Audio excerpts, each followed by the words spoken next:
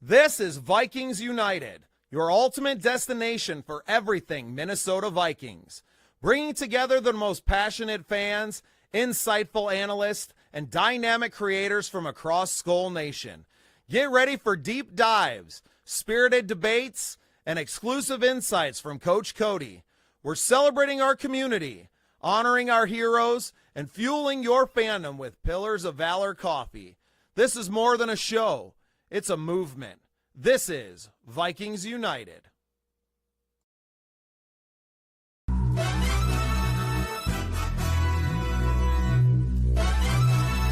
Hamdi.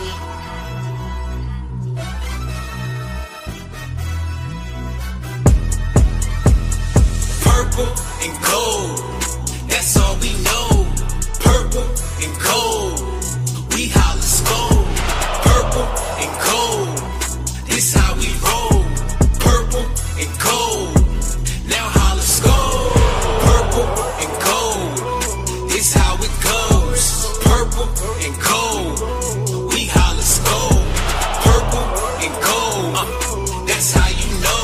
You know purple and gold, now holla Skol. Representing Skol, the gang, you know the name. It's a Minnesota thing. Put that on the purple blood that's running through these golden veins. Hail, sleet, snow, or rain, regardless, we gon' go to games. $1 billion stadium on Sundays, they don't close the bank. Fail, rarely get your tail buried. If it's JJ to JJ on Hail Marys, I'm like Aaron Jones, I see the field clearly. Gain 150 yards off of 12 carries. And 2 tugs, I see you crack a can of ice cold whoop ass on the Packers fan. Downtown Minneapolis, where we pack the stands and put our hands above our heads when we clap our hands. That's how we clap our hands, we put our hands above our head when we clap our hands. Now clap your hands and put your hands above your head when you clap your hands.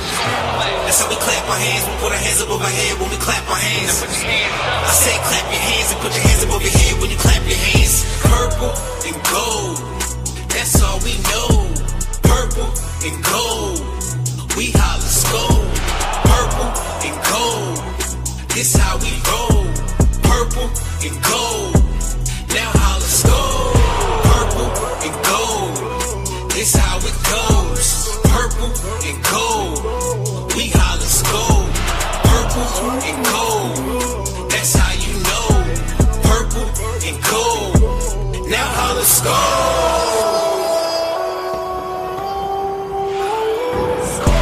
If you from Minnesota, let me know. If you from Minnesota, here we go. Minnesota notice. I'm known to Skol and then blow the coldest and Skol until I got scoliosis. So when we Skol, we so ferocious. So just way before 84 was the dopest. We showed you who the purple and the gold is. If you from Minnesota, let me know. Right now. If you from Minnesota, here we go. Minnesota.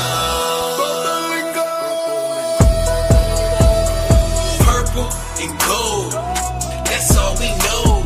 Purple and gold, we holla Skol. Purple and gold, this how we roll. Purple and gold, now holla Skol. Purple and gold, this how it goes. Purple and gold, we holla Skol. Purple and gold, that's how you know. Purple and gold, now holla Skol. To throw on 4th and 18. He's given time. He wants Jefferson. Climbs the ladder. Oh my goodness! Justin Jefferson pulled it in. The catch of his life. But we've got to look back at this. Welcome into the Scene Project Sports Network. I am your host, Bubba Starts, and you are here tonight for Vikings United. Man, that song gets me fired up. I'm joined by my co-host, Coach Cody. What'd you think of the track, Cody? That was awesome. I definitely need that MP3. You got to send that to me. Man, shout out to him. Shout out to our guy, Prince Walker, Prince De Niro, and his guy, Chris Clay. Big V, welcome back, brother. Glad to have you on a Tuesday night. Dude, you ain't kidding. That's like almost in my top 5 of songs that just get you pumped Yeah, he's good out there. That's I mean, I don't know if you saw me backstage, but I'm bobbing. My son walks by, he goes, I "Dude, was, Dad, I this was is bobbing fire." too. So I mean, I don't know how it's that- not played on the stadium every Sunday, man. Like that is well, Right. we might have to do some connections to get them played. It will be. That It might will be something soon. too that we might want to send off to KFAN there. Not Chris Hockey play that. During one of his Yep. That snippet with Justin Jefferson against the Bills a couple years ago, that was legit. I like that. Yeah.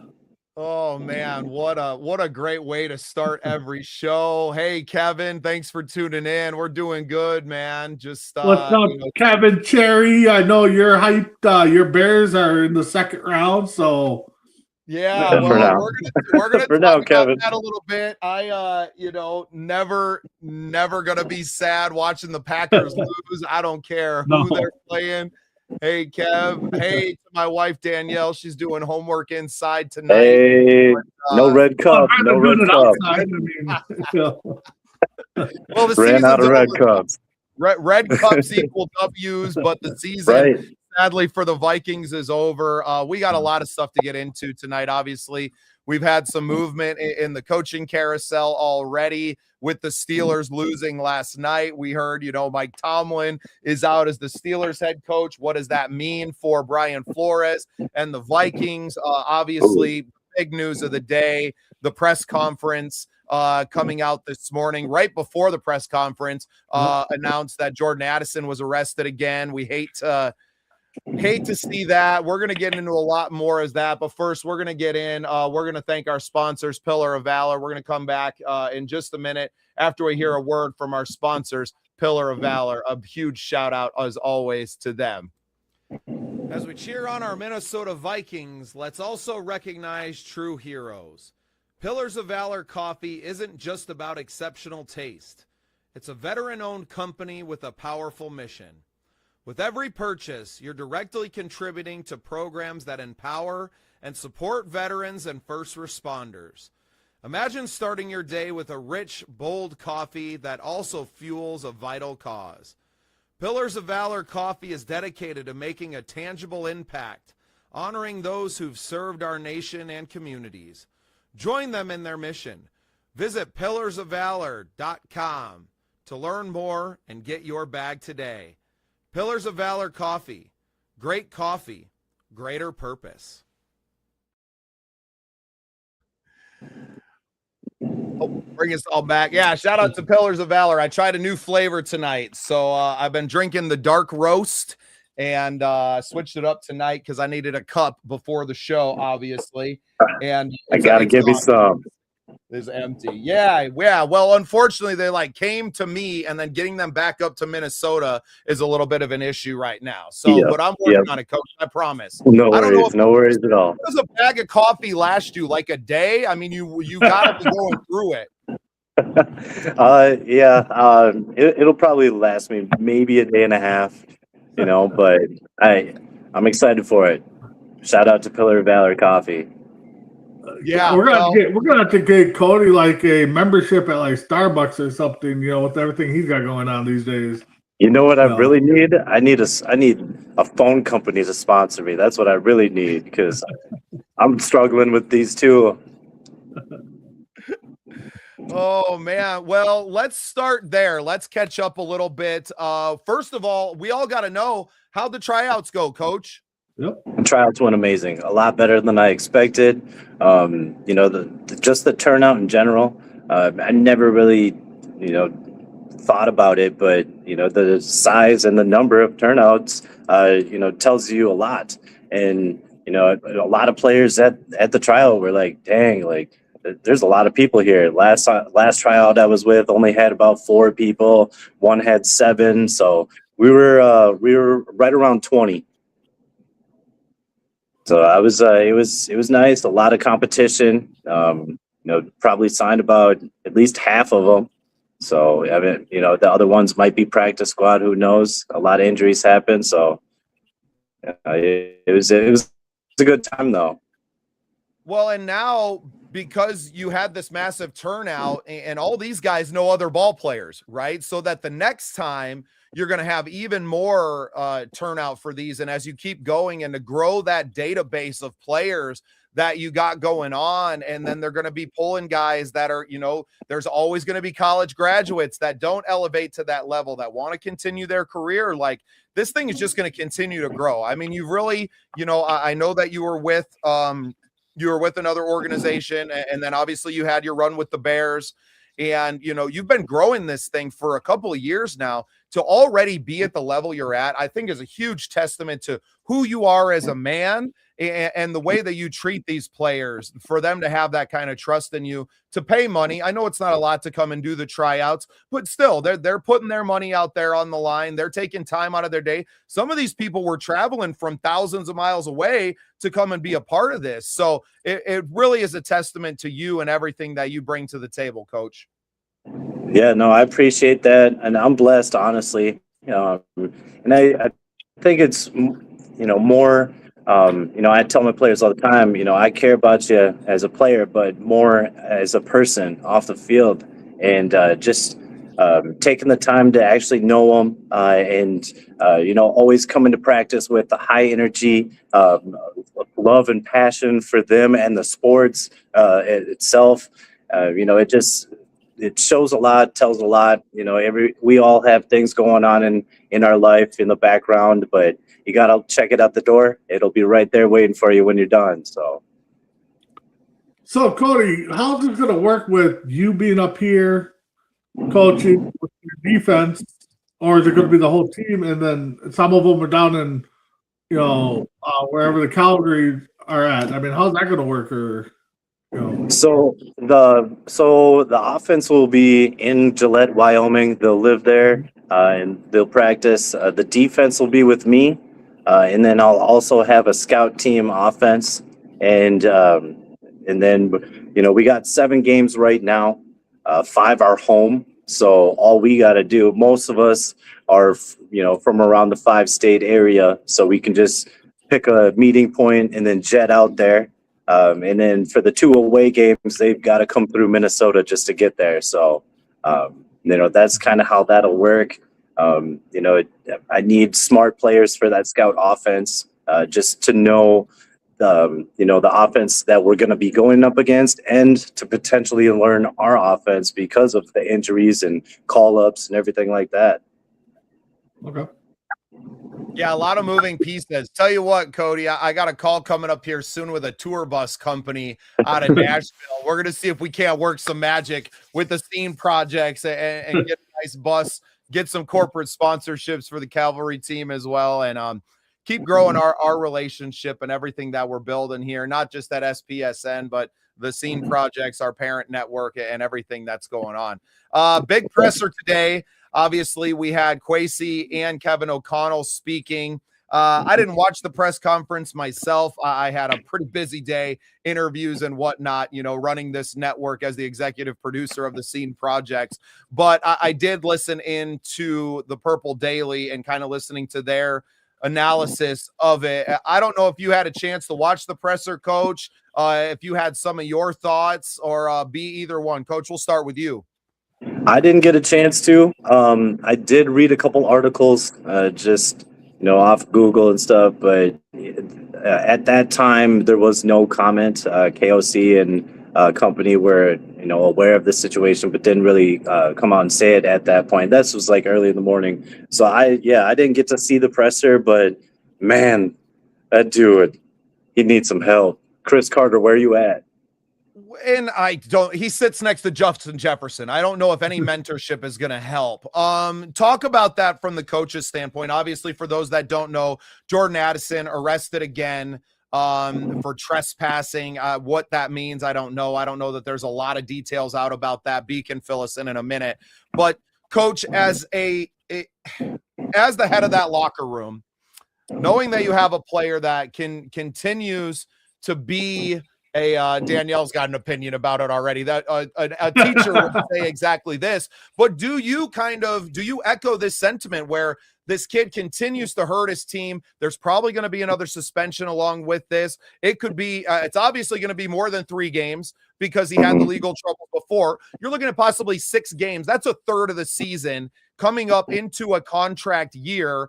Do you just say, you know what, you are a cancer to this team? You're a bad role model for other young players that we have coming in. If we allow you to stay on this team, what message are the Vikings sending to the rest of them? Because they've kind of turned this culture around and have built, you know, around someone who's such a stand-up, you know, not just football player, but a really great guy in Justin Jefferson. Is that is your captain, and then you have his number 2, right? That is the exact opposite of that. What do you do in this situation? Well, I mean, and I even said it on one of our interviews when I was with the Bears, but I would have got rid of him at the beginning of this year. I would have tried to get value for him. It was too much. You know, that 3 games probably cost us playoffs this year. And now 6 games next year, like, I'd cut ties with him. You know, how many second chances does a person really deserve? And it's not like he's not, you know, he might take the slap on the wrist. Oh, he might get upset because he's not playing or anything. But that's the only reason why he's getting upset is because he's not playing. He doesn't care or nothing. If he did, he wouldn't do it over and over and over again. 3rd time he's getting locked up. It's just crazy. Someone with all the opportunities and everything. And I'm no one to judge anyone. I've made poor decisions, but I had to deal with the repercussions of those decisions. Right. And not that he's not, you're losing when he doesn't play, he doesn't get the paycheck. Right. You know, same with being injured. And I don't think a lot of people understand that you're not getting your game checks as an injured player either. So, right. You know, it's hurting him financially. It's hurting him, you know, long term, especially with because now his value's completely tanked and other teams are watching. This isn't just with the Vikings. Sure, there may be a team like the Raiders or some bottom feeder that's going to give somebody like this a chance when his contract expires. But at this point, the Vikings can't re-sign him. He's completely destroyed his trade value in the offseason because another team's going to have to deal with this suspension and the fallout from this. So you're kind of stuck. And why would you save a roster position? Because it's not like he came back and his play on the field was setting the world on fire. B, what are your thoughts on it as a whole? Yeah, I mean, it does suck as a, you know, person that watches the team. You know, you're a pro athlete. I mean, anything you do is, you know, going to be under a microscope, good or bad. But it looks like it was something to do with the Florida casino trespassing. I don't know if he got banned or whatever from there, but yeah, he lost all trade value. If I'm him or somebody that's close to him, his legal team or family, you know, maybe you just disappear for a year, you know, and you know, if you want to play again, go play the XFL for a year or whatever it's called now, or go join one of Cody's 25 teams to get rehabilitated. The Vikings do have to cut ties. I mean, I think it's, you know, we cut ties, you know, you disappear for a year, get your head out straight, maybe come back in a year or two. But yeah, it puts the Vikings in a tough spot. I think that opens the door for Naylor to get re-signed. I know that was a big talk of the offseason, what you do with Addison, what you do with Naylor. I think that just brings Naylor back. Well, you have to, because I don't think you're going out and searching for a new number 2 when you have a guy, especially in Speedy, that performs so well this season. Yeah. You know, he kind of leveraged himself into there. Now, they just don't have the money where they're going to go get another high ticket receiver. And I think Speedy earned himself, you know, between $6 and $8 million this year. But yeah, you can't. The unfortunate thing is that you don't save any money by cutting him. And I saw some people are like, well, you don't cut him because it's not about the cap. It's about culture. Yeah. And you can't have this guy sticking around. Well, and that's what I was going to say. Go ahead. Oh, I was just going to say that, you know, if you could find a trade partner that will take them for cheap draft picks, then, you know, I mean, yeah, you're going to go that route, but I mean, everybody was joking around that Dallas is probably the only team that's going to take a chance on him because of everybody their past. But I don't think anybody's going to. I mean, I should say anybody. I mean, there might be some team out there that's going to offer a couple late round picks. Yeah, maybe a for fifth and a Anthony. sixth Yeah. for a first round pick. That's just. But if you don't have to cut them and you save the cap room because you move them, I mean, I'm not eating none of that cap space unless I'm cutting them. So, but if somebody's willing to do a fifth and a sixth, and down the road, I mean, yeah, you're gonna ship him off. He's not a Viking next year. Yeah, well, and you talk about culture. The Vikings have always been that stand-up organization, and when you have a player that keeps on acting out like this, that's going to trickle down and give other players the green light and be like, hey, we know we can get away with X, Y, and Z, this, that, and the third, and be just fine. And that's not how we do things here. He's not like a Randy Moss or a Jefferson. He's a two, if that, or a number three wide receiver. He hasn't done anything in the league to think he can get away with that. Yeah, I think on most teams he's a 3 at best. Mm-hmm. Hey, Gemma, thanks for tuning in. Appreciate you. Welcome to the show. We are just, discussing this young man's future with the Vikings. B, I'm with you. You can't bring him back, especially because you're losing the leadership. Shout out to Ham, our Skol pig back there, named after CJ Ham, who I think will probably be announcing an official retirement here very soon. Jury's still out on Harrison Smith. You are losing a lot of leadership out of this locker room, and you cannot have something like this fracture that locker room and that culture before it's even had a chance to get established. And that's, the long and short of it is the young man didn't do himself any favors. His play on the field was awful this year. His, besides the one good play on Christmas Day, but that doesn't save a season full of drops and the 3-game suspension to start the season. You single-handedly cost your team the playoffs. I mean, you can't tell me that if he's on the field that you win 2 of the 3 games that you lost to start the year, right? It's unfortunate. It's unfortunate that someone with so much talent and all the opportunities in the world to go and make something to play at the highest level in the NFL has just completely thrown it away. It's sad. I feel for him on the personal level, but as a franchise, as a business, the Wilfs and Kwesi, that they have to be, and I think you could see it on KOC's face today as he kind of comes up, because I think the news broke like right before the presser today, and they were notified of it. Maybe they knew about it last night. He gets a call at 4 a.m. saying, hey, he's, that probably, you're not going back to sleep after that. That's one of your best. That's one of your best players, right? And someone who I thought wanted to be the face of the franchise, but they've just completely pissed it away at this point, and you have to cut bait. I'm definitely with my wife Danielle and both of you guys that you can't bring him back. I don't care that there's no cap savings. I don't care the talent that he had. The point is that he played like shit this year too. It's not like he was lights out when he came back from the suspension and all of it was in there. So there's no way I want to see him in purple next year. Not at all. And I don't think the only way I think that I would entertain him coming back is, if he, whatever his suspension is, he's gone for the year, and Chris Carter or Randy Moss or both of them take him under his wing for that year, and then maybe I talk about 2027 on, okay, let's bring him back, let's see what he's done. But like you said, Bubba, I don't think any mentor is going to help him because, I mean, he sits next to JJ in the locker room.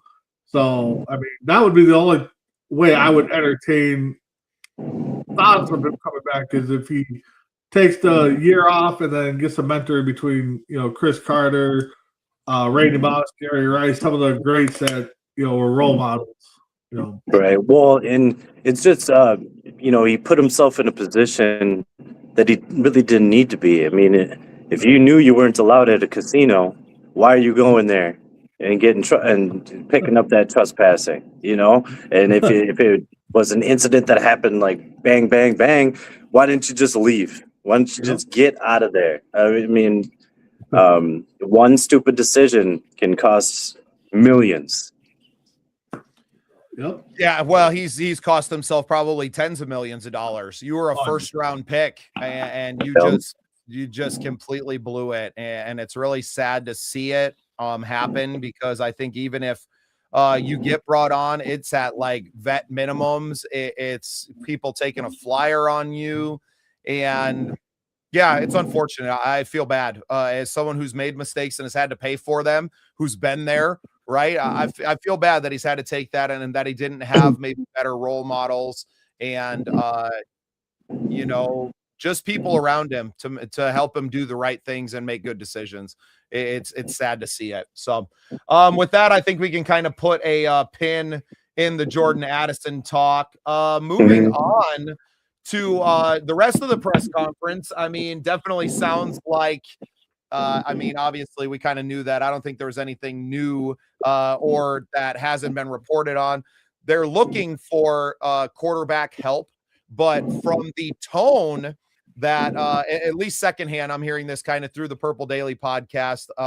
I know that, you know, the sports dad was at the press conference asking some questions and kind of holding KOC's feet to the fire, but the tone seemed to be that they are looking for someone that can run this offense the way that KOC wants to run this offense.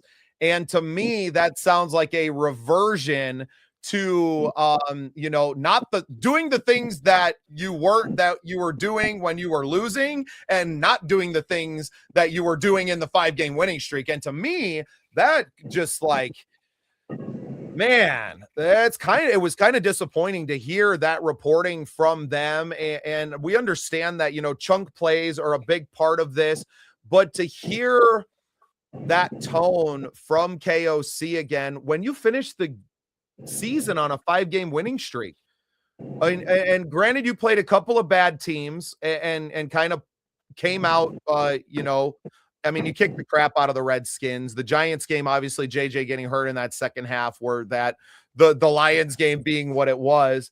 But it just, God, I do not want to see this team come out and throw the ball 45 times a game to start next season. Yeah, like I said, I didn't hear any of that, but I mean, we've said it over and over on this show. If it ain't broke, don't fix it. Obviously the beginning of the season was all broken, so we had to fix something, and he did. And for him to go back on that, that's actually really surprising. I wouldn't do that, honestly. You know, you picked JJ where you did, and you wanted to pick him, and now you're not going to try to fully develop him. You're just going to do let's say a year and a half because of his injuries and stuff. Maybe a year, and then just throw them away. That's a waste right there. Yeah, I mean, if we're talking new coaching staff, then yeah, I can see them. Hey, we're going to go a different way in QBs. But yeah, you drafted. Didn't we move up a spot to get JJ too? I mean, or am I thinking of a different draft? But I'm looking currently right now at the quarterback free agencies for next year. Daniel Jones, Aaron Rodgers most likely will retire. Daniel Jones will probably resign with the Colts. Russell Wilson might be out there. Mariota, Tyrod Taylor, Zach Wilson, Flacco, Pickens, you know, and then Jimmy G. Outside of that, I mean, those are probably the last three are probably the more interesting ones that I would think about bringing in. Because of the experience. You have to think about what KOC wants. You can already eliminate a lot of those guys just because, like, Tyrod Taylor doesn't fit the system. Mariota, same thing. You know, and a lot of these are just guys that you don't. Are they going to beat out JJ McCarthy even? Right? And I think most of the guys on that list aren't going to beat out McCarthy, aren't really going to apply the necessary pressure to that you're kind of looking for in the quarterback room. The Daniel Jones blew out his Achilles, right? Yeah. Like he ain't playing most of the next year. If we No. play like and then when he comes back, he's not going to be the same guy. We've seen these Achilles injuries in the league. You know, I think with a knee now, you know, people are coming back pretty good from these ligament injuries, you know, the ACL, MCL injuries, but an Achilles is a whole different animal. And it's a whole, almost, I think like a 12 calendar month recovery time that they put on those, even with the best doctors in the world. So, I mean, yeah, no, I get that. I think, you know, like you said, it all depends on what KLC wants. But to me, I mean, Kenny Pickett's only been in the league for 3 years, going on 4. That might be a guy that, you know, has had some experience, might be able to push McCarthy a little bit. The other one, Gardner Minshew, that's in KC right now. He's a free agent. You know, those might be the 2 guys. But like you said, KLC's kind of backtracking a little bit on what he wants in a quarterback. Yeah, honestly, when you were reading off that list, the only name that really stood out to me is Pickens. Just because I'm curious, you know. Yep. And and then you still don't know. You got to get the guy into training camp, and you really want to make some of these signings as soon as possible so they can be available for your off season, you know, team activities and getting to know them, installing the system in their brains, and kind of running with that.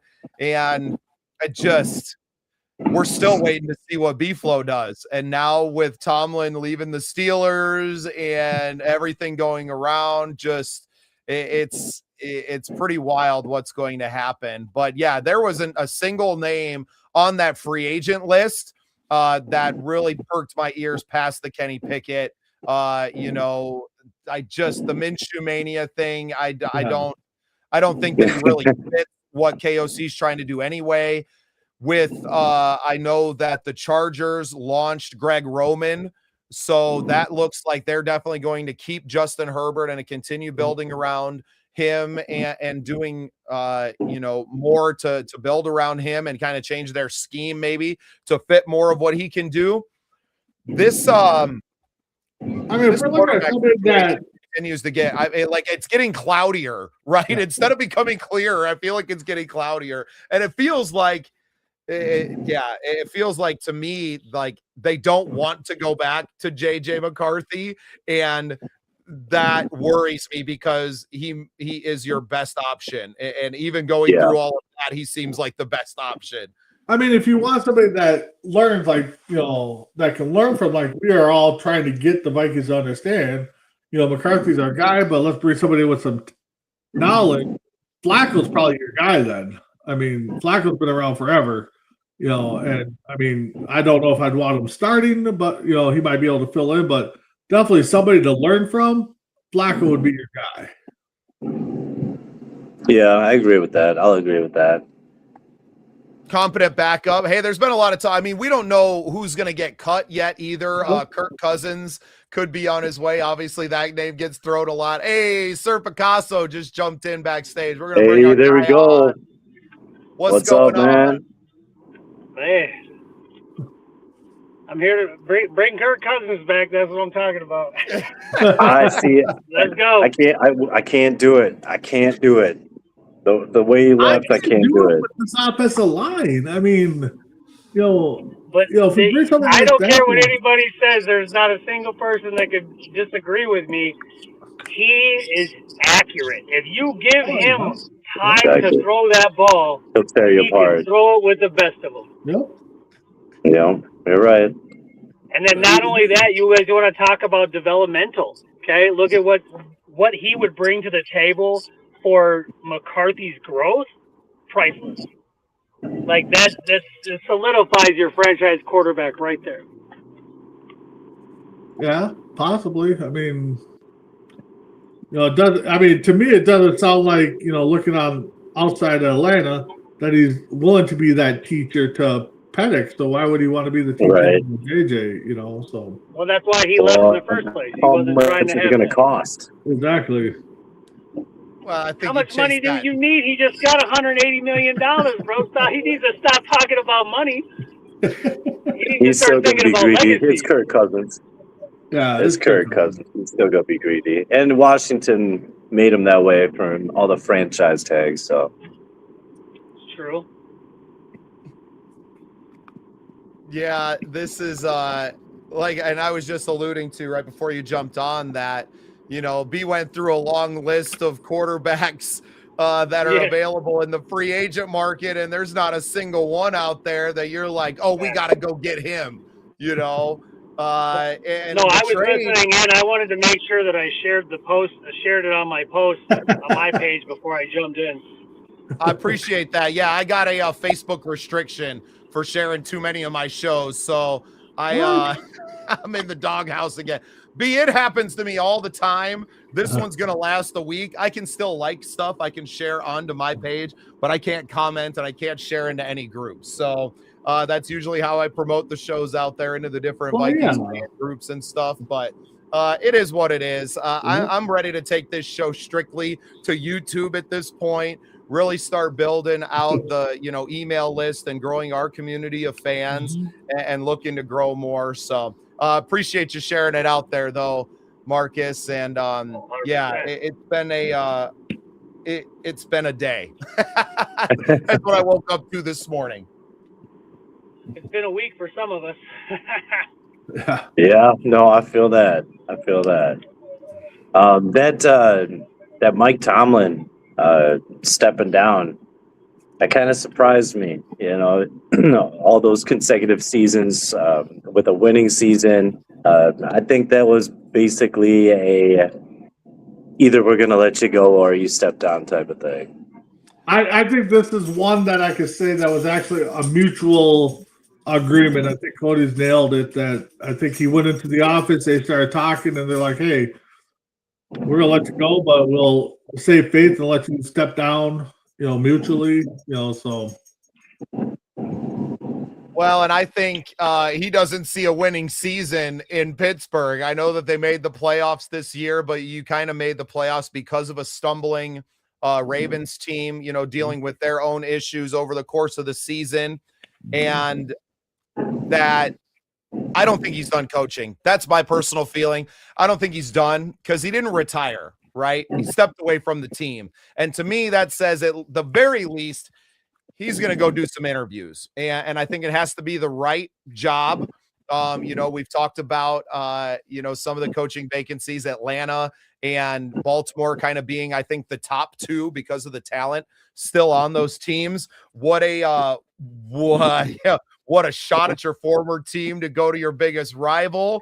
And if he goes to Baltimore, I think that would be wild, which we talked about kind of having some ramifications possibly for the Vikings, because I think that above the Ravens job, that the Steelers job might actually be more attractive to Brian Flores than the Ravens gig. What's it? Marcus is going to get on me for trying to get rid of B-Flow again, too. Well, no, I mean, we don't want B-Flow to go. I mean, I know Marcus is big on B-Flow bandwagon, and he's probably leading the charge. What if B-Flow does walk? Do we welcome Tomlin back? Bring him back home? I mean, that's actually the next painting that Sir Picasso is working on. He's got a big B-Flow canvas going on. That's why it's in secret, and he doesn't want anybody to know about it. But that's all right. I don't know what happened, Marcus. We lost your audio, man. Yeah, I don't know. Dip out and come back. We'll get you back in. No, and I don't want people to think that we want B-Flow gone, and that's the reason that we say we're just kind of looking at it from the 10,000 foot view and going, if I was that man, what am I looking at, and where are you going? Yeah, you're good now. There we go. Now listen, it's not a secret. Real quick. The B-Flow canvas is going to get mounted on my ceiling above my bed. No, but for real, like I play defense, man. I like what he does. I like what he brings to. I like what he brings to the Vikings, and I love what he does for the players. Mm-hmm. So.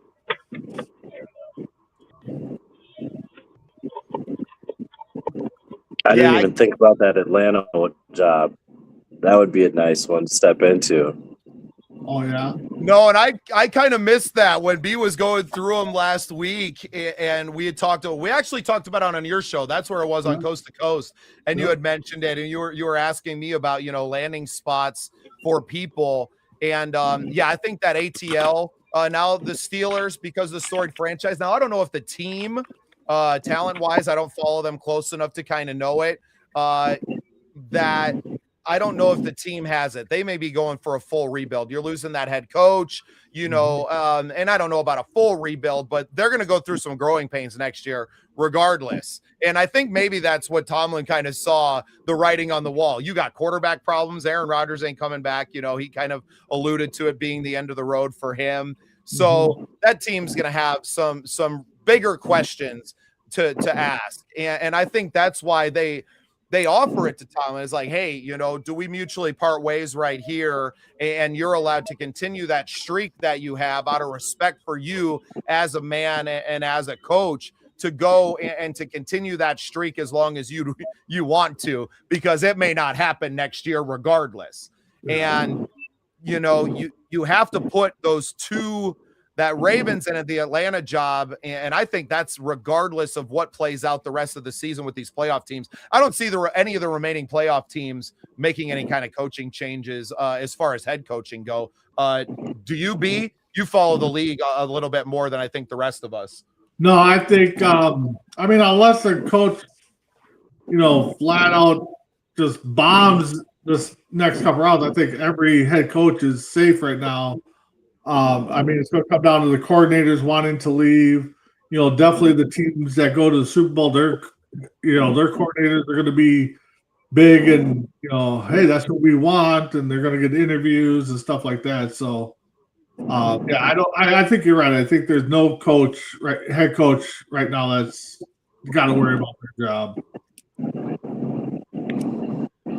Marcus, you came in a little bit late. We talked a lot off the top of the show about Jordan Addison, and I wanted to go ahead and give you a chance to kind of give us your takes. I know you've met some of these players and that you've been around these.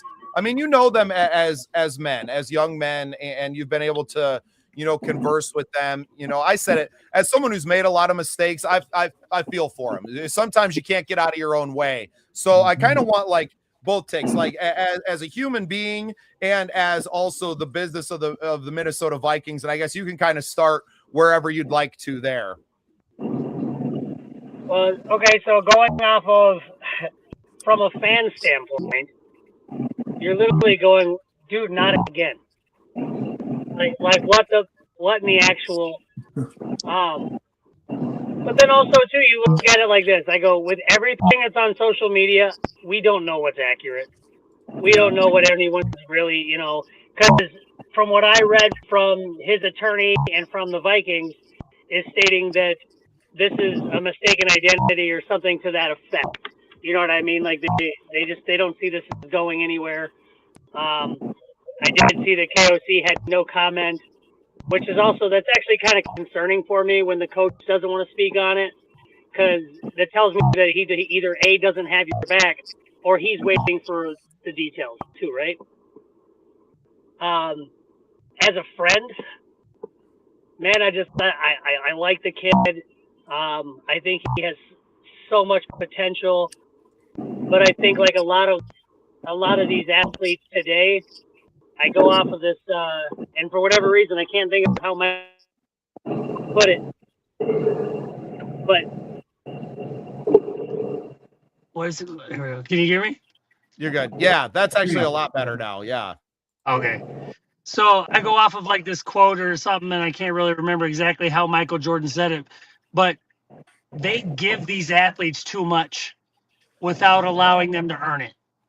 Yep. It's the summary of how he said it. But like back in the day, they had to go. They didn't get name brands. They weren't getting these deals with Nike. They weren't getting these commercial deals. You know what I'm saying? The sponsors and all this and that. They had to earn that stuff. And these players now, you start them off with all this money, and they get these giant heads, and they just think they're untouchable.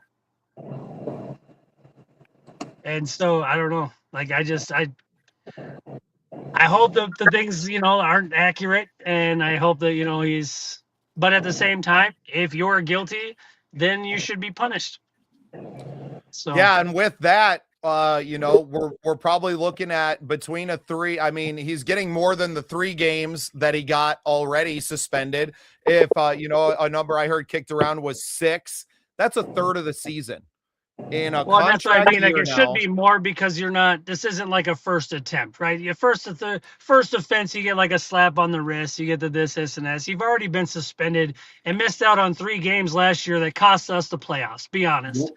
You know what I mean? Plain and simple. If he'd have been in those games, we'd have won one of any of those 3 games. We're in the playoffs. Yep. So Help. now you're looking at missing out on over almost half the season. No team is going to want to touch you. Like, you are costing yourself millions of dollars, like, let alone a job in general. So Yeah, it's sad. It's sad because this is a first-round pick that could have been, built generational wealth for his family. And he's done nothing but take that away from his family. And I don't know that he's, has a wife and kids or anything. But I mean, you could have been taking care of your mama and just like everything that comes along with it. So I'm like looking at the bigger picture and just like, man, you can't get out of your own way. And from someone who's done it, right? Like, I've made mistakes. I've done time, I've done hard time. And so it's from experience and from a place of love that I do feel bad, but also as a fan, I'm pissed and I don't want him on the team. You're a cancer to the culture that they're building. Something we touched on was that, like, you're losing a lot of leadership with CJ Ham retiring, with Harrison Smith possibly retiring, losing a B flow out of that locker room, even though he's on the other side of the football. It means something to have those kind of coaches. So this organization is going through a leadership change, and you can't have guys like this in there that are first round picks and at the top of that, food chain. And it's just, and now it's opened the door for a Speedy Naylor that I think most people thought was going to be gone because he was going to be too expensive, and to keep both of them wasn't going to make sense. But now, even though you're not going to save any money on the cap, you're kind of forced to make the room for Speedy because you want to have a guy in there that's been with your team. Well, send him down to Dallas. As I've stated before, Jerry Jones likes felons. That'll to be open fair, I up. don't think he's a felon yet, but he's on that path. And as you were talking about it too, when you mentioned like being a cancer on the team, and obviously it's apples to oranges, but at the same time, this was Aaron Hernandez too. If you remember, like leading up to his obviously end of his football career, like he was constantly in some kind of trouble, left and right for like for like 2 seasons, and then look what happened, right? So, and I understand like people grow up coming through these hard times. Yeah. But like you said, dude, I've been locked up. I've done hard time. I've done, my fair share of whatever. But as an adult, as a grown man, I know that if I'm hanging out with a certain type of person, this is going to happen. I just was talking with a buddy of mine today too, and he's like, well, I haven't talked to you in a while. And I said, to be honest, bro, you hang out with trash. So like, if you're okay with hanging out with trash, you stink to me. So and I don't need that stink on me at all. And but I said it was nothing against you. I walk away like that Homer Simpson disappearing in the shrubs. That's all it was. I just, you know what I mean? Like I said, it had nothing to do with you. I wish you the best, and just because somebody was a certain way to one person doesn't mean they're going to be that way to you. I understand that. But at the same time, if you see people going down this thing, and you see it a lot with these athletes who come from problem areas, right? Still trying to stick and cling to that. I got to, keep that loyalty factor. If you're friends with that loyal to you, bro, they would have your back. They would separate themselves from you. They would take you out of that situation that would cause more harm to you. Facts. I couldn't agree more. As a coach, I don't want to see any player go down this path that he's heading down. But I've made my mistakes. I had to take accountability for it, and I had to make a decision. Like, do I want to keep on this road, or do I want to turn the leaf? Thank God I did. But I want the best for him. Obviously, it's not going to be here, and that's totally fine with me. But hopefully, he can find the help he needs, find the mentorship he needs, and maybe get another chance down the road. But for KOC not to make a comment on that, like you said, it's either you almost have to as a coach. You got to have your players back no matter what. But at the same time, you have to get all the information. I made a mistake last year where I jumped to the conclusion of just what I heard. Turns out I was way wrong, made a huge mistake. I learned from that. So maybe he just wanted to get more information as it came out, but I saw her comment. Yeah. I was just gonna say, since we're talking about Addison, if he doesn't return, I'll have a discount on a phenomenal painting autograph by. Hey, let's go. Yeah, and Shelly, we don't mean anything negatively on your guy. We're just kind of talking about the reports that are coming out. It's really, I mean, it sucks. We want what's best for these players, and we want what's best for this team. But at the same time, what you have to be able to separate your feelings about a person from what it means to the business and to the team as a whole. Exactly. And, I might like that finger a whole lot, but if it's got gangrene, man, it's got to go. And that's yeah. Right. Let it go. It sucks, man. It sucks bad, but he keeps doing it to himself. It's not like bad things are happening to him. And you know what? It's speculation right now. And if it's true, I know the legal team's coming out, mistaken identity. I don't know. We'll see as it all comes out. I've been on the defensive side of these things, right? It wasn't me. What are you talking about? I'm pleading not guilty. And then 2 months later, you end up taking a deal and pleading guilty anyway. So I hope Marcus is sitting in the parking garage and Shelly gets a chance to come and give us her take on it, because I know that she's a compassionate individual, and that she gives a lot of people the benefit of the doubt, obviously, or you two probably wouldn't be together either, right? You guys come from very different worlds, and my wife the same way, right? My wife comes from a really good family. She'd never been in trouble in her life. She's never even had a speeding ticket. She's never smoked a cigarette, never done drugs, nothing ever in her whole life. She is physically a saint. I think when she comes out, it gets brighter in here. Like her aura just, But no, you're 100% right. And that canvas, when she saw what I was talking about, is we were actually going down to meet him, and it was around her birthday time. And she had always talked about this Muhammad Ali that I did. She goes, if you're ever going to paint something for me, I want to do like a big, and it was a 2 foot by 3 foot canvas. She goes, I want something big like that. So I just said, okay. So then I just surprised her, and it was Jordan Addison, his first touchdown. He was holding the ball, finger up to God. And the canvas turned out phenomenal, naturally, obviously, And Jordan Addison, when he saw this canvas, she turns it around. He stood up from his chair and he goes, I want that. And I told her she should have sold it to him right then and there. I'd have painted you something new. But yeah, no kidding. It was her birthday present. She wasn't going to let it go. And it's still one of my favorite canvases. It's beautiful, but yeah. All right. Well, I think we can kind of put that to bed for now. Like I said, if Shelly dips in while we're still on the show, I'd love to get her take on it as well. But moving on. You guys want to talk about some of the games we saw during Wild Card Weekend? Bear down. Yeah, let's Too go. soon. Too soon. Sorry.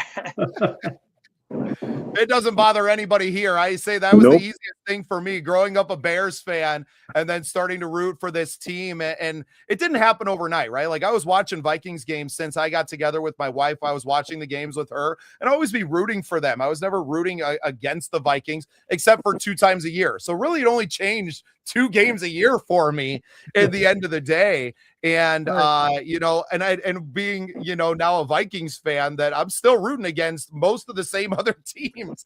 But I maybe don't celebrate the wins. And for me, it made me realize that I'm not on the field. I don't know what the hell I'm even celebrating anyway, right? Like it's like I had nothing to do with that team winning the Super Bowl. For me, I want to be more about the Super Bowls and the wins that I'm creating for my team. Right now, when the Scene Project Sports Network are out there celebrating wins, or the Scene Project on our national tour, that's how hyped I'm going to be for our wins, is like I won the Super Bowl, not because of some team that I root for. And that was kind of a mentality shift. And maybe, Coach, you could talk about that a little bit too. Do you watch and are you a fan of the sport, or is it different for someone that is in that position that celebrates their own wins and has their own team? Oh no, I'm definitely still a fan. Still a fan. I can't get enough of it. When I do get the time, I don't care who the teams are. You just want to watch football. Just want to watch sports in general. I mean, we were talking about that TGL golf thing before we started tonight.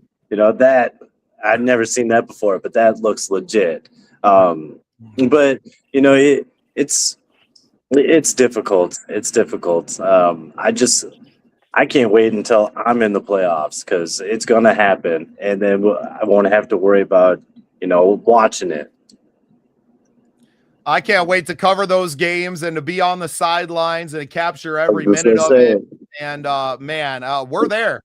It's already happening, Coach. That's why we've gotten a chance to get to know each other in this, and to be there for those moments and to watch your journey is really the underlying current of the whole show, right? That's the big storyline that we're following.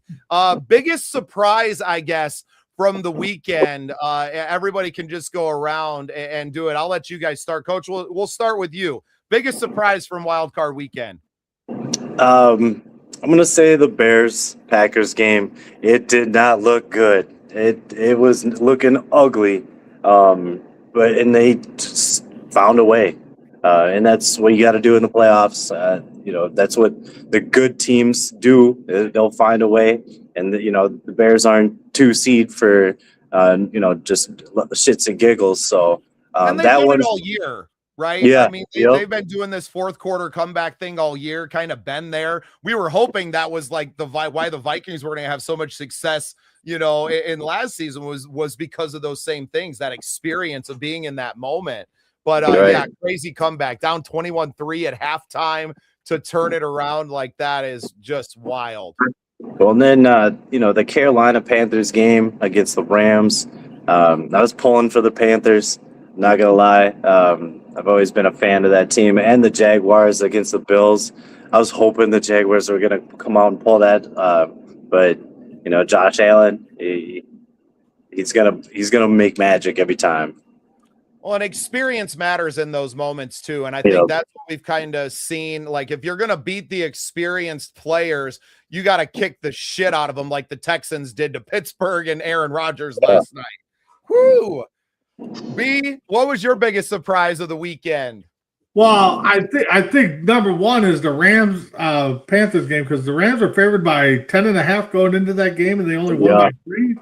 I mean that shows fight on the Panthers. I mean, Cody, you'd probably be proud if you're on that sideline that your dogs by 10 and you only lose by 3. I mean, you'd be happy with that, I guess. I mean, outside of a W.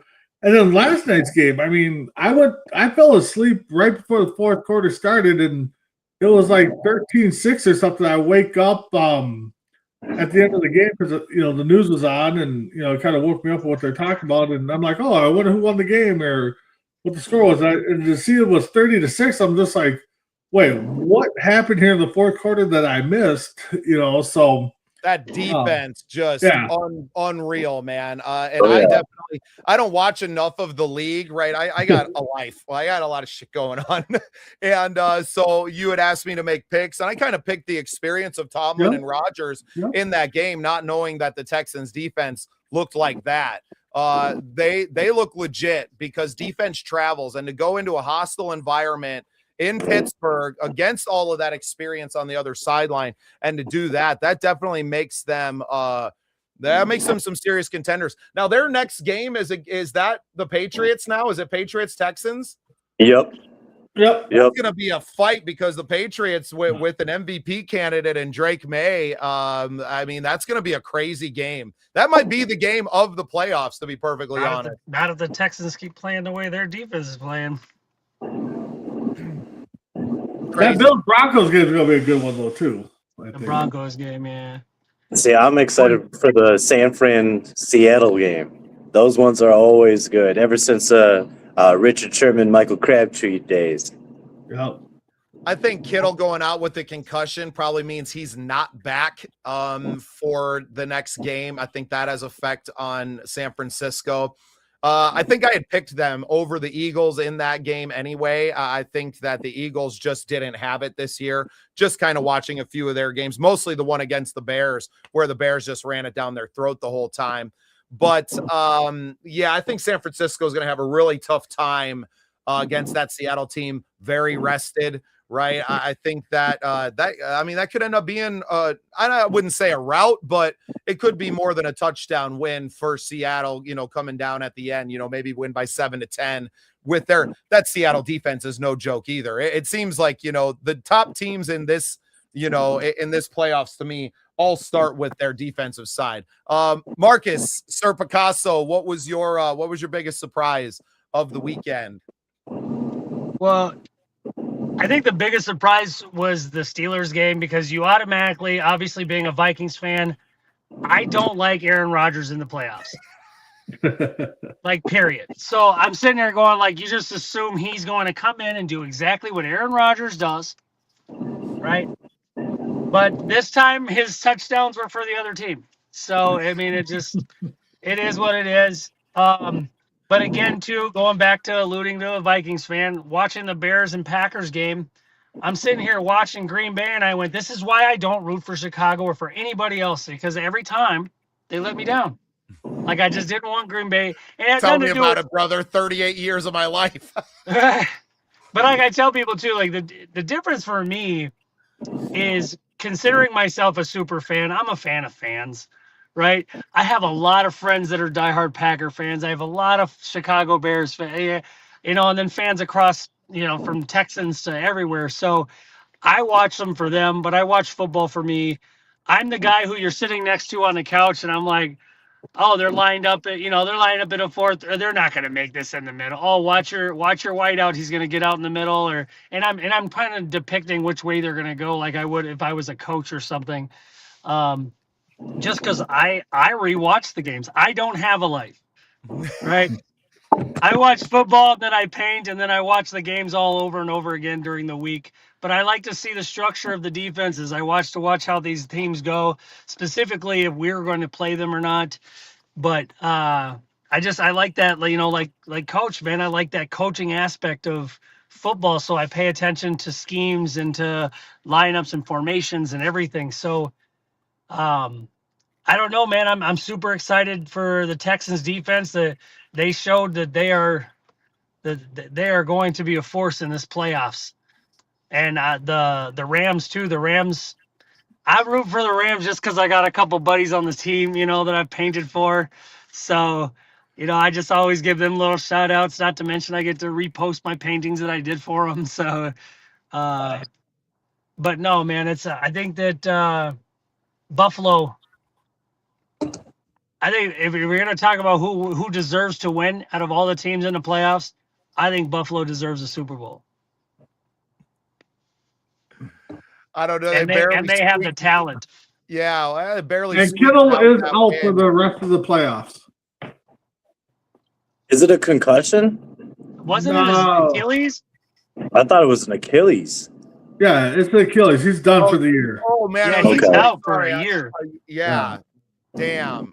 I thought he just took a hit. I really wasn't. It's kind of. No, I was thinking about that because he posted a picture of his ankle. It looks jacked Oh really? up. Oh man, that's awful. Yeah. He has he's having surgery tomorrow, so he's going to be done for the playoffs. And that's yeah. a huge hit Man. in San Francisco. Yep. Oh yeah. Just Yeah, and for him not being on that field. Yeah, ramifications not just for the playoffs here, but for all of next season for that team. And I feel bad for the guy. He's such a cool dude. I saw a lot of Cherry here. We got Kevin Cherry tuning in, Bears fan, obviously. Kev, shout out to you, man. Congratulations to the Bears. I mean, exercised a big demon. You know, beating the Packers in the playoffs is such a big thing. Does that build the confidence? Now they had some big losses in that game too. Their middle linebacker TJ Edwards out and done for the thing. Bad ankle injury there. If you watch the replay on that, that was horrific. And then they lost their left tackle, Trapilo. Is that how you say his name? As well. So now throwing in a guy that was on IR coming off of that, and Braxton Jones, who played a lot last year and has been part of the team for a few years now. But you're going up against a seasoned Rams team and a coaching staff that's going to know how to exploit a few of those things. So I think they're up for a tall task against the Rams. But to see that team go from 3 wins next year, or last year rather, to where they're at this year. Yeah, sorry, I meant to get that back up there. Yeah, and the defense didn't really get the takeaways against the Packers either. It was just to me, it was more surprising to not watch the Bears kind of do what they've done all season as much as to watch the Packers just implode. Yes. Yeah, they did it to themselves. How do you 100%. score the 3 touchdowns and make everything look easy in the first half of football, and then to come out and just 3 and out, like what are you doing? What is going on? And not that I ever want the Packers to win. Fuck the Packers. And I don't mind saying that at all. Back it up. I'll double down. Fuck them. Matt LaFleur, I don't like. I think he's smug. I hate his attitude.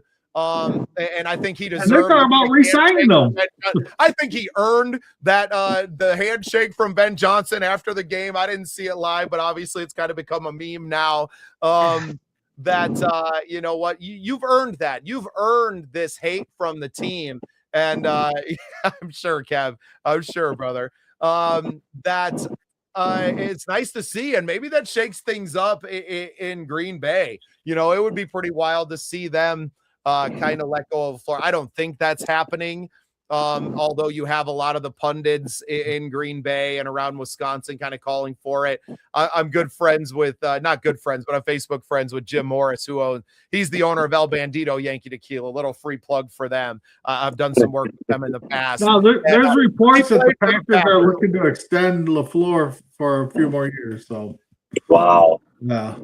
Well, and I mean, he's won for you, but he kind of always gets to the playoffs at this point. And but he came into a winning organization. Right. Let him go somewhere that has a losing record. Send him to Oakland or Las Vegas and see what happens. You know what I mean? Start from the ground up and see what he does. See, and that should be a goal. There either. Yeah, and I agree. I don't think you can let him go, Kev. I don't. It would be asinine, to be perfectly honest. This guy's done nothing but win since he got there. You're not losing a lot. I don't know what their free agent market or anything looks like, but you still have Jordan Love, who is capable of playing to a relatively high level. I'd say he's, on the upper half of quarterbacks. I don't think he's in that top tier yet. Can he maybe evolve to that? Only time will tell with these guys. You're losing a lot of what I would call that top tier of quarterbacks with, people that are retired. Not that Aaron Rodgers played at that level anymore, but I think a lot of guys, just because of his history, would kind of put him into that upper tier of maybe, 10 quarterbacks in the league because of that. But I don't think you can let a guy go. I think you just have a lot of fans that are emotional right now. You just got beat by the Bears, right? That's got to sting for them. and you just calm down, take a few breaths, watch the rest of the playoffs.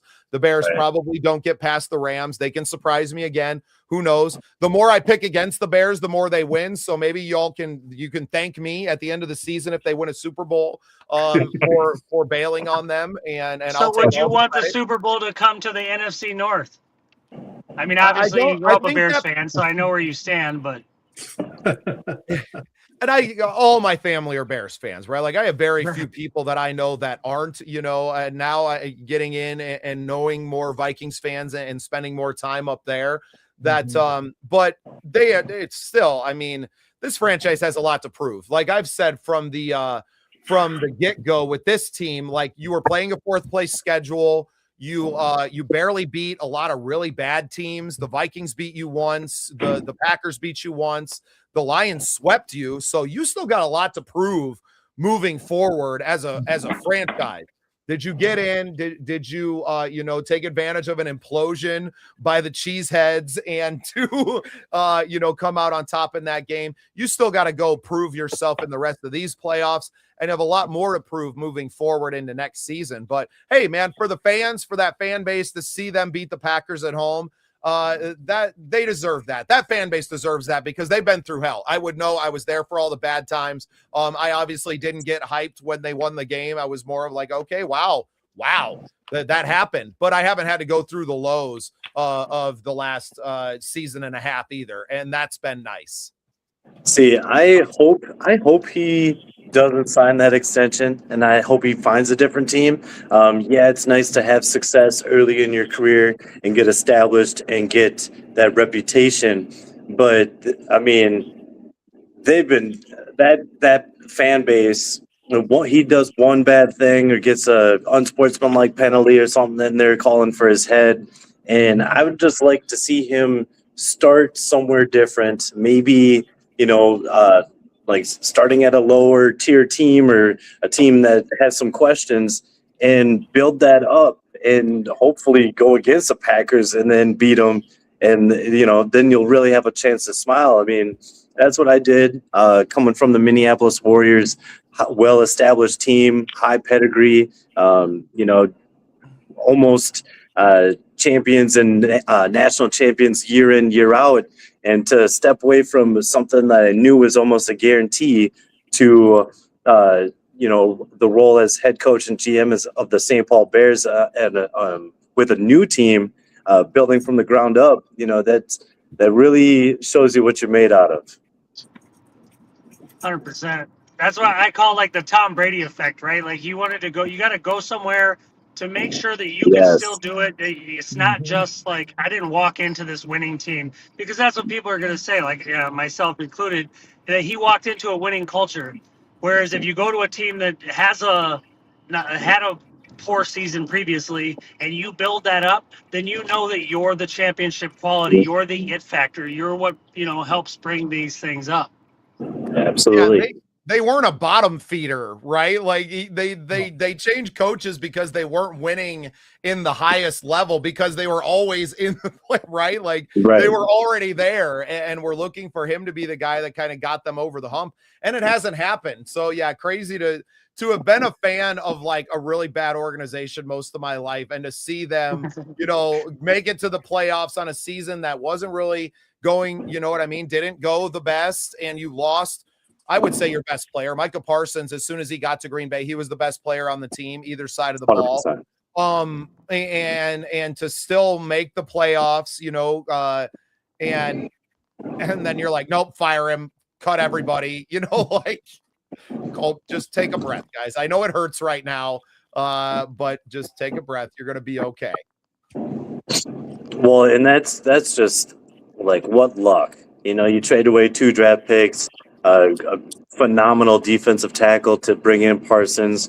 A couple weeks later, he gets hurt, and now you're a first-round exit in the playoffs.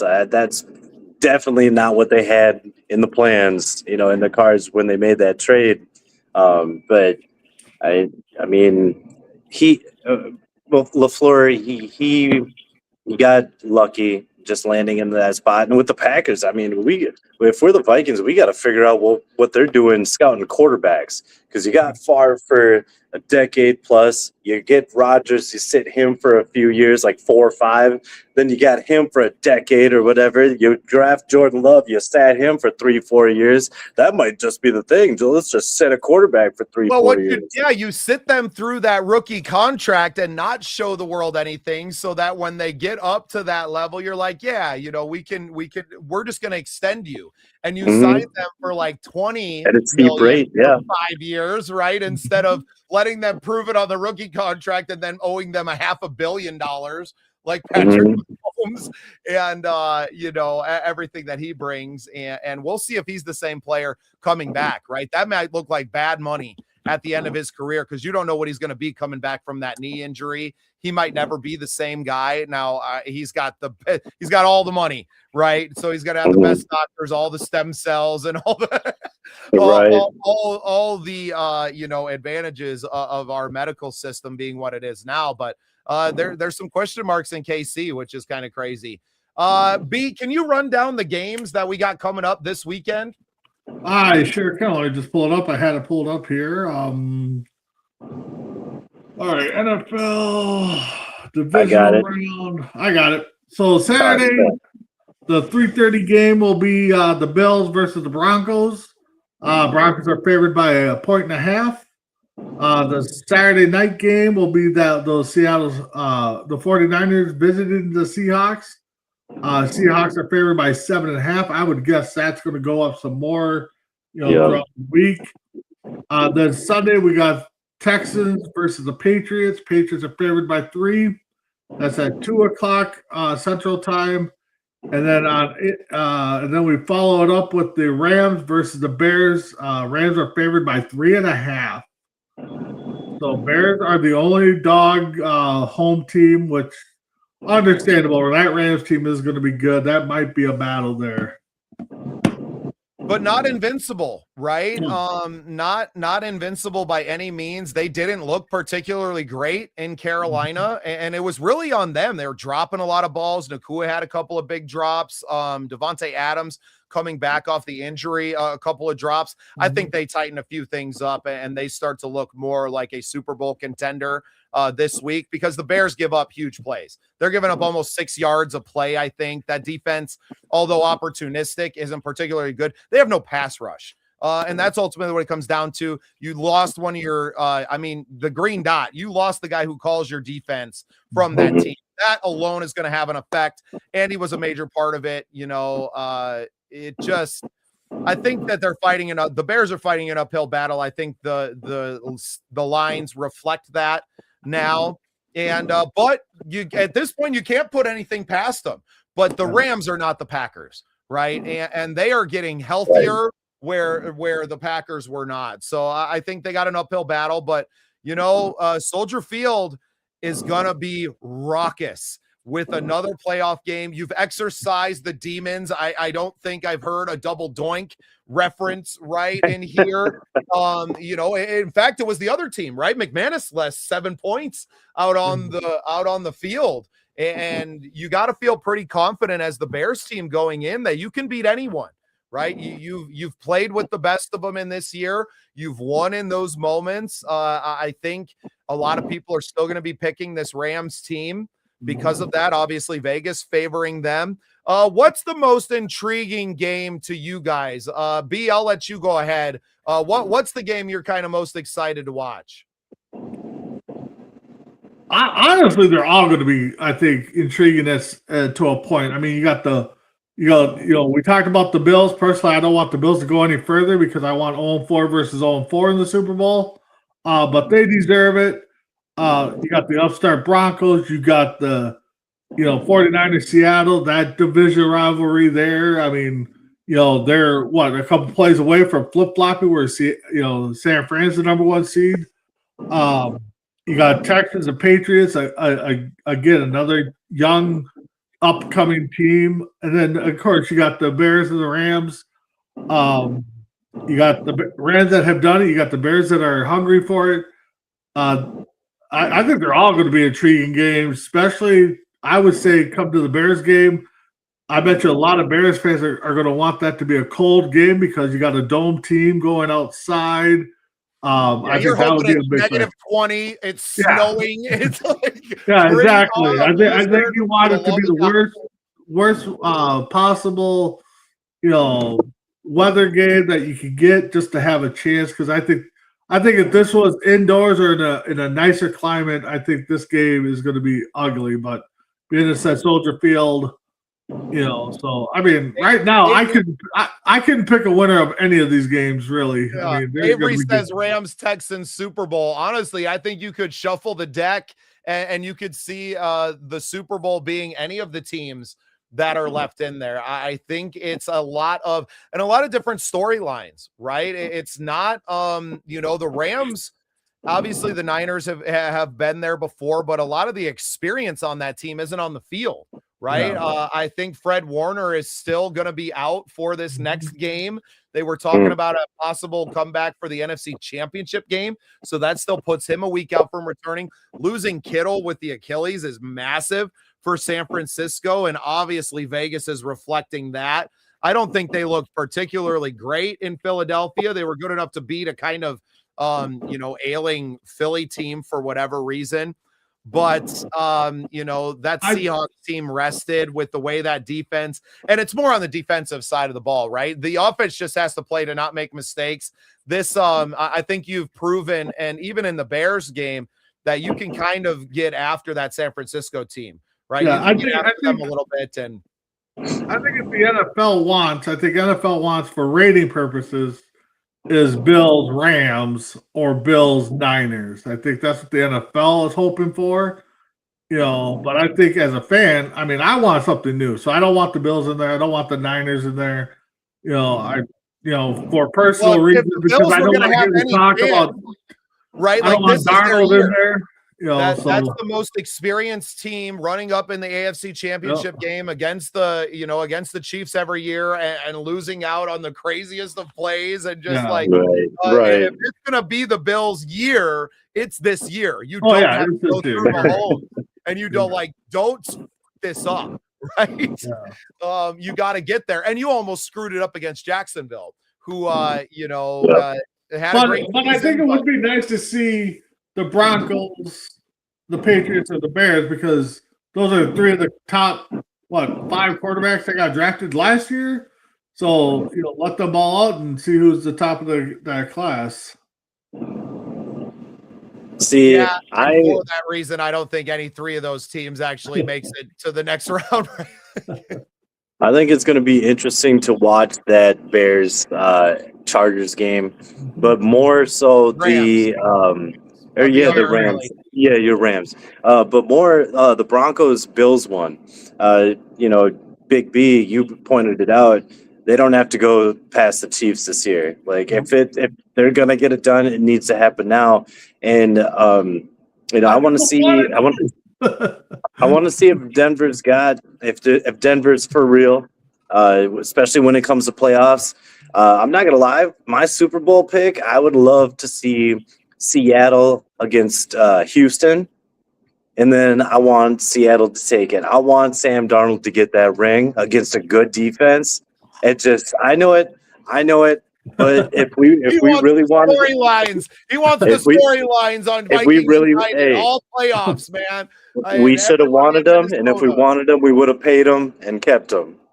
I really think the Vikings really did want them, but they just didn't want them at that price tag. And they, But gotta play to win. The price tag that Seattle paid, that's the thing to me, is that they didn't pay him any more than what the reported offer was. I think at the end of the day, Sam picked Seattle over the Vikings.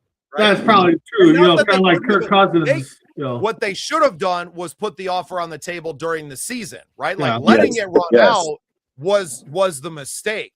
That was stupid. To sign him to something longer term, middle of the season, before he had kind of finished in that way, would have been the move. Letting it play out is what kind of happened. And Cody, you brought it up a while ago or a little bit ago with the Packers.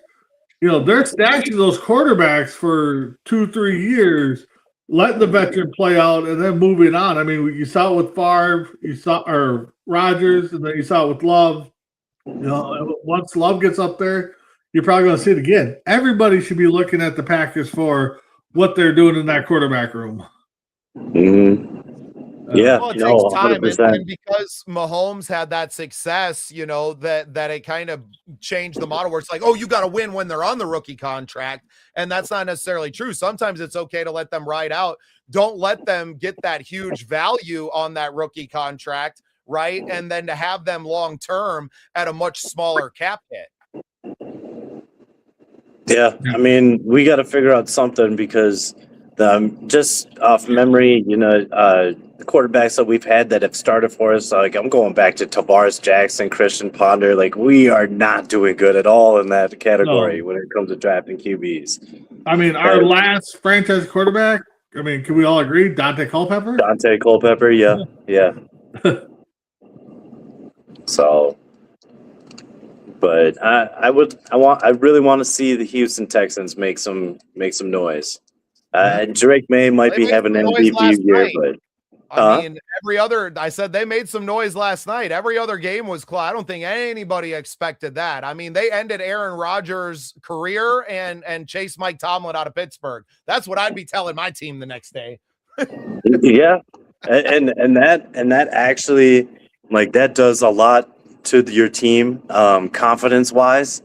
It's not to that magnitude, but when we took a semi-pro team, the Minneapolis Warriors, down to Omaha and played the two-time defending national champions in Arena League, almost on a 1,000-day winning streak, and we went down, beat them, and then everything started trickling down. Right? Huh? Wasn't the last play of the game too? Yeah, last play of the game, and after that, the coach got fired and stuff like that, and just that David Goliath type of thing where a 1,000-day winning streak, lose one game and get fired, man, I'd be pissed.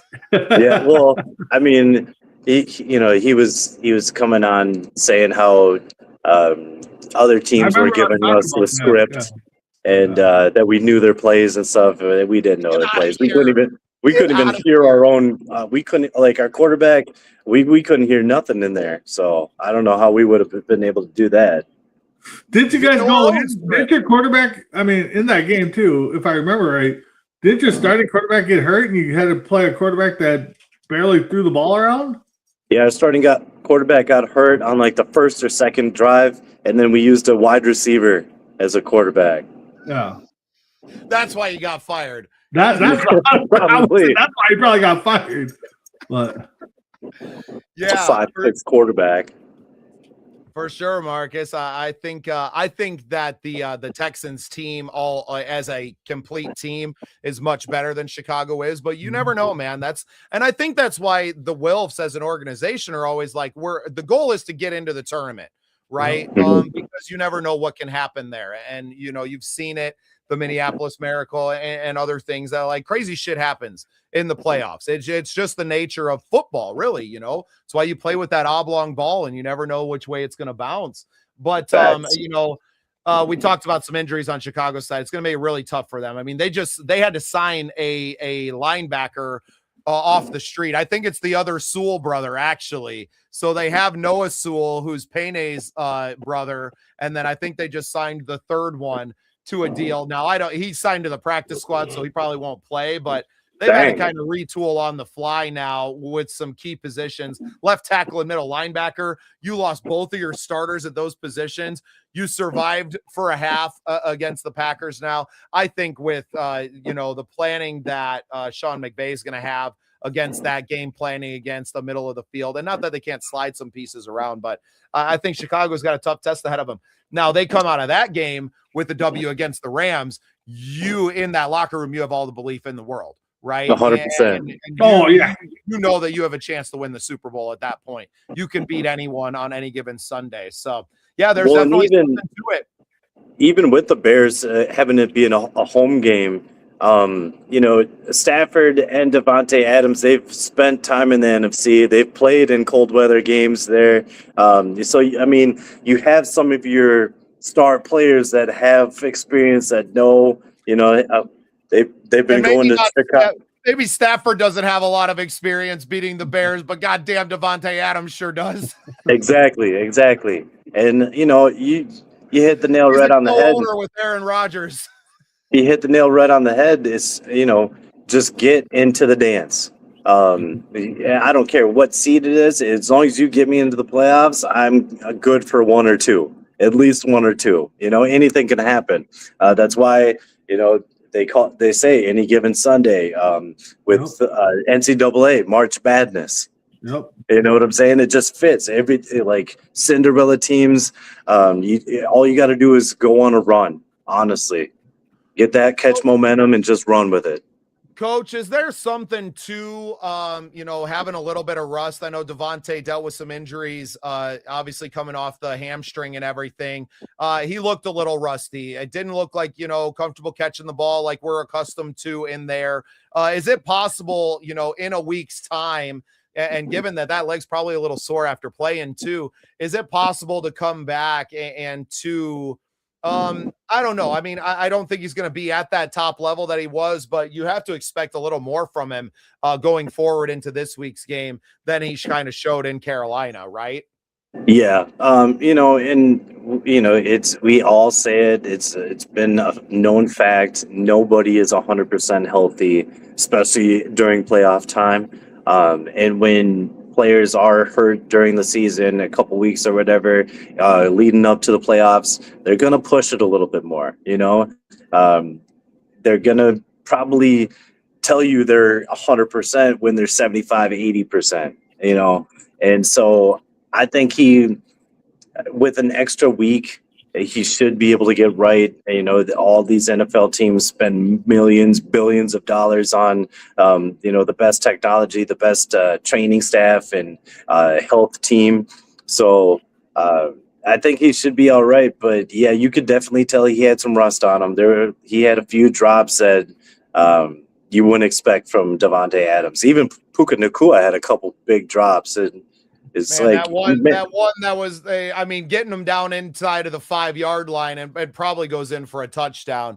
Pretty wild, just kind of stone hands out there. But you have to imagine that you're not going to have those again, especially against a Bears team that gives up that kind of yardage too, especially to wide receivers. Well, and the thing is too, I mean, it's almost coming down to that the 2025 season was the superstars dropping all the easy passes. I mean, we see that a lot of games where these sure-handed receivers drop so many balls at crucial times that might be what this team is remembered for. I mean, we can talk about the Vikings, but I mean, all these receivers are dropping crucial balls at the wrong time.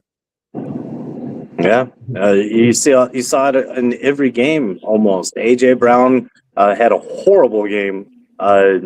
DK Metcalf had a big drop at the end of the game for the Steelers. It's just you're paid. You train your whole life to catch a ball, run routes, score touchdowns, and I don't know if it's just mental and they're just weren't it's something like that. Something just. Anything, just being distracted a little bit can drastically change things. I can't emphasize that enough. Going to be another crazy weekend of football this weekend, and I'm looking forward to it. It's going to be a great time. Yeah, I don't know that I have much else to talk about, guys. Obviously, the press conference today didn't tell us a whole lot that we didn't know. There hasn't been any coaching changes as of yet with the Vikings. I think they were trying to get through this one so they didn't have to talk to anyone about it. So do the presser now, go out there and make your coaching changes and kind of do what you're going to do, and then only have to release the press releases and then not have to talk to the draft. So whether that's the right thing to do or not, I would imagine over the next couple of weeks, we're going to start to see some moves and some press releases coming out from this Viking team. I know they did say on Purple Daily today that Mike Pettin is retiring. So this assistant head coach, and whether they keep the title and that's still a job or not, whether that's an opening that Brian Flores steps into, whether there's some other organizational structural changes as far as maybe some more control for the coaches over, player development and selections, right? Moving forward. I don't necessarily know, because they don't have to make it public, what the team kind of does behind the scenes in the front office and others. But, so we know there's been some movement, right? With Mike Pettin retiring and leaving that open here. So we'll see what moves forward, but right now, not a ton of moves on the Vikings side. So we'll kind of keep an eye on the news ticker while we're watching football, and they'll probably try to sneak it in on some Saturday and Sunday press releases or something if it does happen, so everyone's distracted by the playoffs. But we'll see what happens. Obviously, a lot more fallout to come from the Jordan Addison news. We'll get some more facts from that as much as we can. Any parting shots on the way out the door here, fellas? I think we'll start seeing coaches fall, or signing, I should say, once Harbaugh figures out where he's going to be. I think that's going to be first. Everybody's going to be waiting for him. And unless they know they can't get Harbaugh, then they're going to be like, okay, let's see who we get. But I don't think Tomlin or Flores is going to sign anywhere until they know where Harbaugh is at. I think that's going to be the big piece of the puzzle on where he's going to go. And then we're going to start seeing these coaches drop off like flies. Oh yeah, 100%. I agree. The last words though, I just hope my car makes it. I'm about to drive 5 hours, head back home up just a little north of Duluth, Minnesota. So it's gonna be a long another walk. coaching interview up there, or scouting up there, or what? no. Ice fishing trip. So. Oh, okay. Awesome, man. Well, have a great time out there on the ice, Coach. I hope you get to relax a little bit, get away from the game, get away from, as much as you work. You deserve it. You deserve a good weekend of relaxing, and I hope you're, with your friends and family. And hey, brother, now, Kev, we don't want you getting hurt out there. I think I've seen you now. I don't want to I don't want to see your career end on a horrible kicker. So, in an emergency, I think Coach would be there, and you'll have a spot for it. We'll get you an honorary ring, right? I hope that well, because my ass is not getting out in on a football field anytime soon. I haven't played since I was 15, and I'm Aaron Rodgers' age. He looked over it, peeling himself off the turf last night, where he was like, I'm fucking done with this shit. I'm done. I am done. This is a young man's game. I am over this. I've made my money. But he's a guy too that I can see that he'll say, yeah, I'm done. But you don't file the paperwork just in case somebody calls, how many times did Jeff George come out of retirement to throw the ball around, so Jeff George. Holy crap. Man, yeah, we've had a Brad Johnson reference, a Jeff George reference. The ghost of Dante Culpepper was there. Hey, there you go. Yeah, I kicked the ball around when I was 13 too, Kev. That doesn't mean that I'm going to football. Well, shout out to Kev. Shout out to Coast to Coast Entertainment, man. I had a blast with you guys. You all stay up way too late for me. My wife down here kicked me out of bed, but I had a blast coming on the show with me, with you guys. That was awesome. My picks sucked, turns out, but I was kind of doing it all on the fly. And there you go. I hope you survived the tryout, right? That's all I know how Cody runs his teams, and I've seen some of the guys that he's had out. Shout out to Cornelius Wallow and some of the guys that came out and joined us when we did the event out there at the casino last year. But there's some dogs out there that Cody's pulling in for these tryouts. I'm not even trying to step out there, get hit one time and end my life, not just my career. So. Wallow's a big one. He's a big dog. A big boy. Well, and he's been a guest on the program as well. So it was really cool to get to know him a little bit. Did he come out for your tryouts for the Cavalry? No. He I'm pretty sure he had work or had some family thing. I can't quite remember, but he'll definitely probably find his way on the team. Staying in touch, at least for kicking. Yeah. See, you know what, Kev? I don't want you to go out there and pull a hammy trying to kick a ball. Right? Like we don't heal up as quickly as we think we do. Appreciate you guys, man. It's great, great to spend some time talking ball with you. Looking forward to watching these games and enjoying it. Obviously, I'm on B's text list now as well when big news breaks, especially related to the Vikings.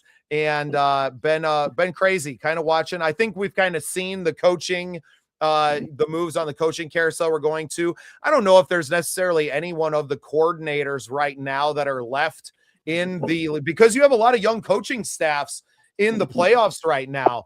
Kev, my answer is no. You guys start your show way too freaking late for me. My wife damn near didn't let me into bed. I mean, I'm ending this one and I'm like, drowsy.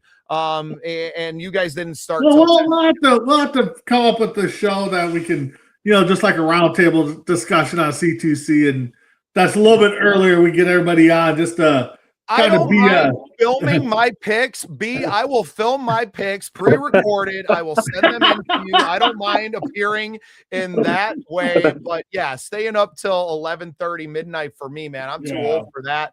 And I'm just not used to it. We wake, man. I got this kitten. This kitten's up at 4 a.m., dude. He's killing me. We were trying to come up with something to have everybody on, just guys night.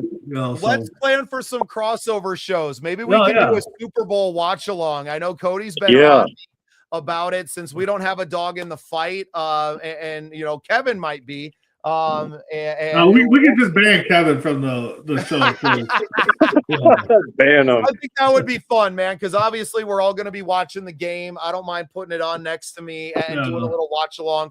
Cody, so it's funny, B, we were on, we did a pregame show, and then there was another, who were we playing? We were playing the Giants at that, I can't remember. Yeah, but he's watching a guy that's doing like, some knockoff PA type, calling the game to him. Then he was shotgunning a beer and he spilled it all over himself, and somebody floated him like a $50 super chat, and Cody's like, what the fuck? Oh man! It was great. If that's all it takes, we're gonna make some money here. Well, everybody, thanks for tuning in. We had a great group of guests tonight. As always, Sir Picasso joined us for a while. Big B from the Coast to Coast Network, Coach Cody Hommedahl from the every team possible. Every team in the Midwest, I think he's a coach for. We're just waiting for the Gophers to steal him away from us, and then eventually the Vikings. But we're just so grateful for you, Coach. I know I speak for B as well, to have your insight into the game. And it means a lot because I don't know shit about football. Just go back and watch the Coast to Coast episode from last week. I'm clueless, but I love to get together. I love to talk about it, as so many of us fans do too. I've been reaching out to some other creators, sent a message over to the Vocal Vike and some other Vikings podcasts that are out there, and see if we can get some people tuning in with us and join in some other creators around this team. Obviously, especially as we move through draft coverage and kind of getting everybody's takes, I think that's going to be really fun. So for my co-host Big B and Coach Cody, my name is Bubba Starts. This is the Scene Project Sports Network, and this has been Vikings United. We'll see y'all next Tuesday at 8 p.m. Later, guys. Later.